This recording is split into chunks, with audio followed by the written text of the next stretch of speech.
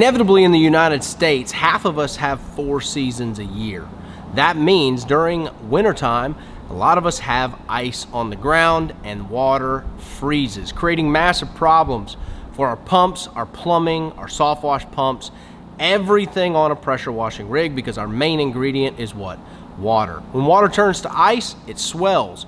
That creates tons of potentials for cracks in your fittings and in your plumbing, creating air leaks, and then your pumps do not work, especially on a soft wash rig. So in this video, we're going to be addressing a few ways that you can get your gear ready for wintertime, to where if you don't have a beautiful shop like this that's heated, or a garage or something of that nature, you can possibly still use it. Now, that's not being said if you live in the frozen tundra of southern Canada. I'm sorry, all right? You're just gonna have to hang it up probably for that time of year and do some other income producing activity. But when it comes to the rest of the guys, there is potential to be able to use your equipment even if the night before it was freezing outside. You're gonna have to be very careful, and you're gonna have to do this winterization process intently, okay? The issue is most guys, this is probably the most overlooked thing that I see in the pressure washing game, for new guys especially, is that they do not winterize. They think winterization is a foreign subject. And to a lot of the milder climate guys, it is and forever will be. But for you guys who it freezes during the winter, you're going to have to get this process down pat after every single day of work, or if you plan to work that week and temps have dropped below freezing the night before. Let's jump into it. Okay, taking a look, I think this is probably the best one. Obviously, I could take you over to one of these truck skids, but I think this one's gonna be a little easier to show you, exactly how to do this on your pressure washing equipment. And what we're gonna do is we're gonna mount a little separate tank, a little baby tank. If we got really cold temps, I'd probably put this little tank right here in this little space, a little 10-gallon, maybe a little 5-gallon tank, something really simple. Before we get too deep into this, guys, look, if you're in winter, pressure washing business is shut down, all right?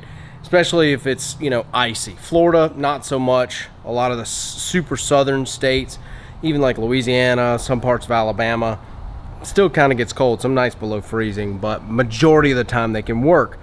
But everyone during this season is usually, especially cities, residential, they're all putting up Christmas lights installation. Well, we teamed up with Glenn Jernigan. He is a gentleman who is part of the Inner Circle. He's gonna do $150,000 this year in Christmas lights installation. And this is really cool because it's just between November to January where that 150K is gonna be made. So a lot of money in the pocket at one time, making Christmas really awesome. So if you're worried about slowing down, join us. I'll put the link in the description, link in the comments, for this 5-day digital boot camp showing you how to sell it, how to install it, how to maintain Christmas lights installation.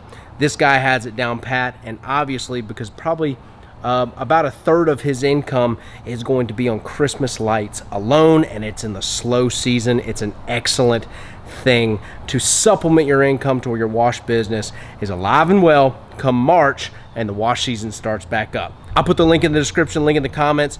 Join us for the 5-day boot camp. I think you're gonna get a lot out of it. All right, so over there is where I showed you where I'd put that little tank. And then what I'd do is I'd run a hose right over to one of these feed tanks. Usually one of you guys is probably not gonna have 2 8s on your rig. You're probably gonna have 1 or 1 4, 1 5 or whatever, 1 5-gallon a minute. You're gonna take the feed line and then you're gonna cut it.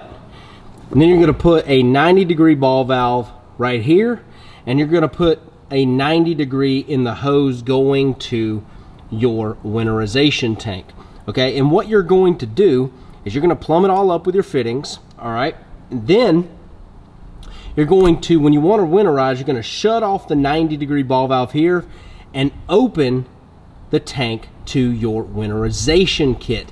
Then it's going to flow all that good antifreeze through your pump, and you make sure that you winterize your hose as well, because that's full of water too, right? So that's gonna freeze if you don't winterize it.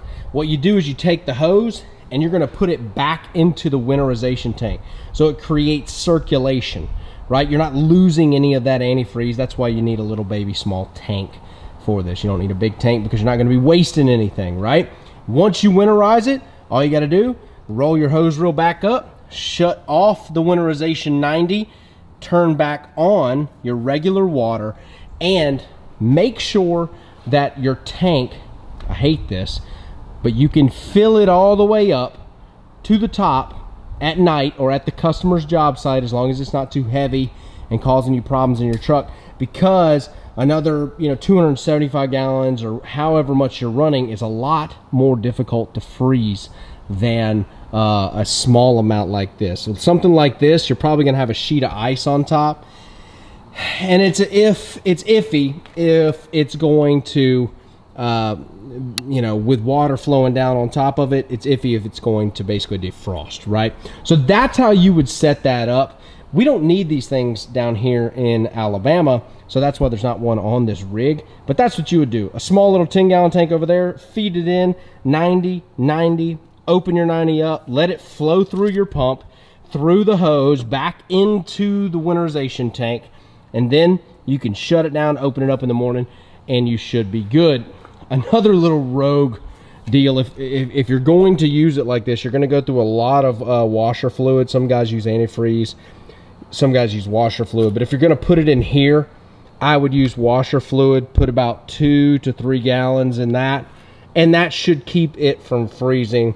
No guarantees, because it's obviously relative to the amount of water that you have in there. So I hope this answer some of your questions on winterization. That's how you're going to keep that stuff from freezing.